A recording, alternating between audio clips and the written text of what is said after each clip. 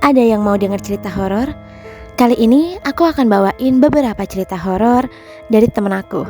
So ya guys, prepare yourself and don't watch alone. Cerita ini dari seseorang yang kita panggil aja namanya Ara. Ini kisah nyata dia waktu dia masih sekolah di SMA.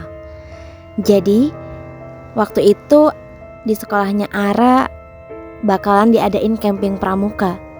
Jadi mereka itu OTW-nya tuh siang sampai lokasinya sore. Habis sore nyampe, mereka itu apel dulu. Mungkin ada sekitar 20 menit mereka apel. Habis itu mereka baru bikin tenda. Terus mereka masak seperti biasa. Habis itu mereka apel lagi. Apelnya gak lama yang kedua. Apelnya cuma sebentar. Habis itu mereka ngelaksanain sholat maghrib untuk yang beragama muslim. Sedangkan yang lain disuruh masuk ke dalam tenda. Nah, waktu mereka ini lagi sholat, beberapa orang udah mulai teriak-teriak. Jadi di hari itu juga mereka tuh langsung kesurupan gitu guys. Iya, yang tadinya satu orang yang kesurupan, akhirnya mereka juga yang lain ikut kesurupan. Ya, kesurupan massal jadinya. Kesurupannya tuh berlangsung lama banget. Dari sore nih, dari maghrib sampai jam 10 malam. Dan FYI, tendanya Ara ini tenda paling ujung banget. Jadi tendanya tuh ada 10 tenda dan Ara yang paling ujung deket semak-semak. Dan Ara juga tidur yang paling ujung, pas di paling ujung tenda. Wah, serem gak tuh? Dan Ara juga ngebantuin beberapa orang yang lagi kesurupan. Pokoknya suasana di situ tuh malam itu chaos banget sampai udah panggil ustadz, guru agama, ada kiai juga di situ. Dan alhamdulillah jam 10 malaman itu tuh kondisi di sana udah kondusif ya, alhamdulillahnya. Terus untuk orang-orang yang tadi sebelumnya kesurupan disuruh pulang. Jadi dianterin dari sekolah gitu, dianterin pulang biar mereka nggak trauma. Dan akhirnya suasana mulai kondusif lagi dan mereka semua yang masih ada di sana disuruh tidur malam itu juga. Seharusnya sih ada kegiatan, tapi karena ada kejadian kesurupan massal tadi, kegiatannya dihentikan dan dilanjut besok. Jadi mereka harus tidur. Sekitar jam 2 malam Ara kebelet pipis. Terus dia minta diantar sama kakak kelas. Oh ya, FYI belum dijelasin ya tadi. Jadi setiap tenda itu ada kakak kelas yang jagain mereka. Jadi satu tenda ada 2 kakak kelas. Satu tenda itu isinya 10 orang. Jadi tendanya tuh yang kayak tenda-tenda tentara yang segitiga panjang gitu loh guys. Nah, si Ara ini dianterin sama kakak kelasnya untuk ke toilet tuh. Toiletnya tuh agak jauh. Yaudahlah ya. Di kamar mandi tuh Ara ngedenger kalau di kamar mandi sebelah tuh ada orang yang bersenandung. Kayak gitu. Dia pikir kan kakak kelasnya, soalnya di mana kamar mandinya itu ada 3 bilik kamar mandi perempuan gitu kan. Disangkanya mungkin kakak kelasnya kali ya. Terus Ara nih habis kelar pipis, dia keluar dari kamar mandi, dia menuju ke keran, dia wudhu dulu. Emang Ara ini orangnya ngejaga wudhu banget guys. Dan dia baru inget loh kakak kelasnya mana. Oh mungkin masih di ini kali ya. Dia pikir masih di kamar mandi. Dia tungguin, tapi kok gak keluar-keluar. Mungkin ada 10 menit dia nungguin, diketok-ketok juga gak ada yang nyaut. Pas Ara dorong pintu kamar mandi yang sebelah dia tadi, gak ada orang. Tapi kamar mandi yang paling ujung sebelahnya itu juga gak ada orang karena kebuka. Terus kakak kelasnya berarti ninggalin dia dong. Ya udahlah ya, Ara pun gak terlalu ambil pusing, kayak ya udahlah gue ditinggalin. Ara langsung balik dong menuju ke tenda. Nah, kalau dari kamar mandi terus mau menuju ke tenda itu ngelewatin musola. Jadi musolanya tuh kayak saung gitu loh, kayak pendopo. Nah kayak gitu.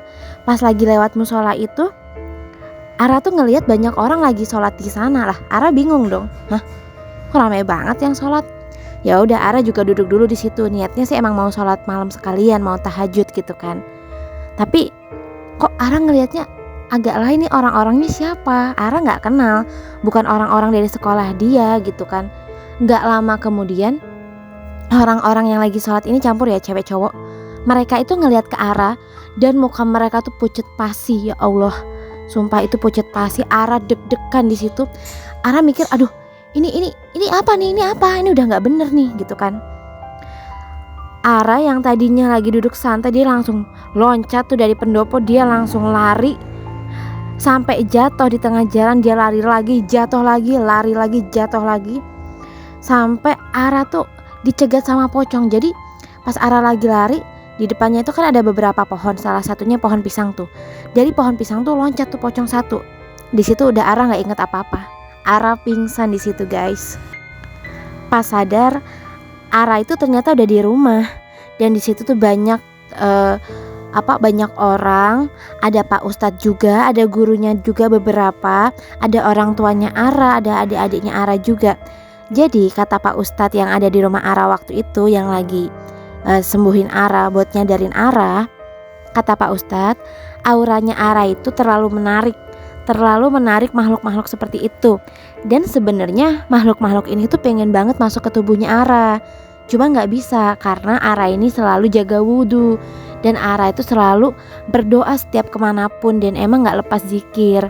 Itu yang bikin si makhluk-makhluk ini gak bisa masuk ke badan Ara. Tapi mereka pengen nunjukin ke Ara kalau mereka ada loh gitu, mereka tuh pengen masuk, cuman gak bisa. Dan mereka kesel gara-gara mereka gak bisa masuk ke badan Ara. Akhirnya mereka gangguin Ara, mereka nunjukin lah wujud mereka. Kayak gitu loh guys. So pelajaran yang bisa diambil di sini adalah buat kalian nih, dimanapun kapanpun, jangan lupa berdoa buat yang muslim, jangan lupa jaga wudhu. Pokoknya banyak-banyak berdoa deh ya, biar kalian gak diganggu sama makhluk-makhluk model begituan. Kesurupan sambil nari. Wow, ini cerita dari si kembar namanya Ali sama Alia. Jadi mereka ini di sekolahnya waktu itu mau ngadain pensi, dan mereka berdua itu jadi panitia. Kalian tau lah ya, yang namanya panitia pasti sibuk kalau mau ada pensi, kadang pulang sampai malam. Dan kejadian ini mereka alami sebelum pensi sama hari H pensi. Jadi waktu itu 2 hari sebelum acara, Alia sama Ali kan ngurus persiapan pensi. Alia tuh bagian ngurus dekorasi, dan Ali tuh bagian ngurus yang lain. Nah waktu itu ceritanya habis maghrib, si Alia ini pergi ke gudang sendirian untuk ngambil barang-barang di gudang. Alia sendirian, ya bisa dibilang si Alia ini cewek jager lah ya, dia berani kemana-mana sendiri. Terus di gudang dia lihat satu set baju penari, terus sama dia diambil. By the way, si Alia ini juga ikut nari ya, ikut pensi, dia ambil nari di situ. Dan dia ambil baju itu, dia bawa pulang. Pas malamnya si Alia mimpi kalau dia lihat cewek cantik sambil nari pakai baju yang dia bawa, dan narinya itu di tengah-tengah sekolahnya. Oke, lanjut ke hari H. Waktu pensi, si Alia nih gilirannya nari. Dia naik ke atas panggung, dia nari, tapi kok ada yang aneh. Dan di sini Ali baru notice kalau Alia itu nari sambil tatapan matanya kosong, walaupun melotot. Terus makin lama gerakannya makin cepet. Aneh nggak sih? Di situ Ali baru notice kalau ternyata Alia ini kesurupan. Ali, si kembarannya Alia ini langsung ngeh. Dia langsung naik ke atas panggung, dia langsung geret Alia turun ke panggung, dia taruh di UKS.